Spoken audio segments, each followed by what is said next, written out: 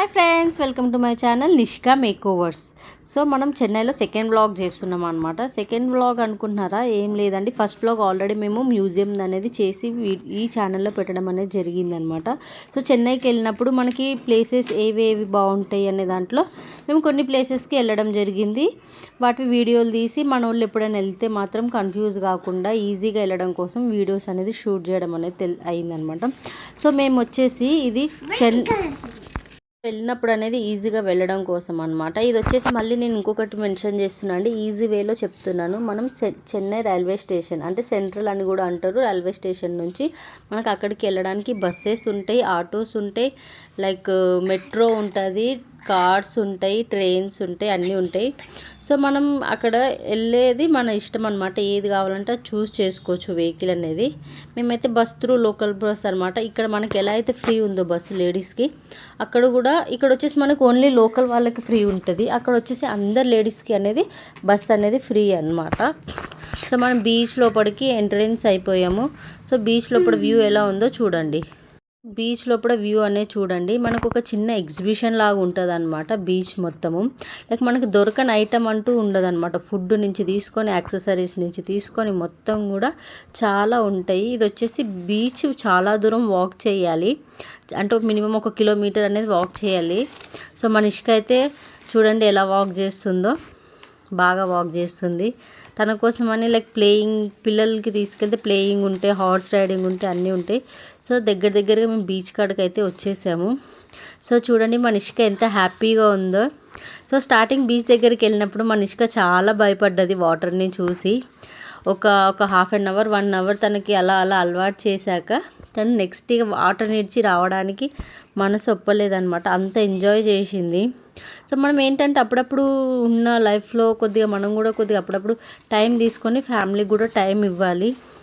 So ఇలా వెళ్తే మనకి కొద్దిగా బాగుంటుంది. ఫ్యామిలీ క్వాలిటీ టైం అనేది మెయింటైన్ చేసింది అయ్యి ఉంటుంది. అండ్ చూడండి మనిషికని ఒకసారి ఇంకా లోపలికి వెళ్దాం అని అంటుంది. ఫస్ట్ ఏమో భయపడ్డది, తర్వాతనేమో ఇక మళ్ళీ లోపలికి వెళ్దాం అని చెప్పి అల్లరి చేసింది. సో చాలా హ్యాపీగా ఫీల్ అయింది మా పాప అయితే. సో మీరు కూడా వెళ్తే ఫ్యామిలీతో కంపల్సరీ విజిట్ చేయొచ్చు. నైస్ ప్లేస్ అనమాట. సో ఏంటి అంటే ఇక్కడ చాలా అంటే చాలా బాగుంటుంది. ఏంటంటే మనకి 365 డేస్ సేమ్ వ్యూ ఉంటుంది అనమాట. అంటే ఈ రోజు ఉంటుంది, ఈ రోజు ఉండదని కాదు, 365 డేస్ కూడా బీచ్ వ్యూ మొత్తం ఇలానే ఉంటుంది అనమాట. లైక్ ఒక జాతరలాగా కంపల్సరీ ఇలానే ఉంటుంది. అంటే నేను ఇంత కాన్ఫిడెన్స్గా వెళ్ళి చెప్తున్నాను అంటే ఇప్పుడు నేను 3 టైమ్స్ వెళ్ళాను, ఎప్పుడు కూడా క్రౌడ్ అనేది తగ్గలేదన్నమాట. ఇది వచ్చేసి మా 3rd టైం అనుకుంటా.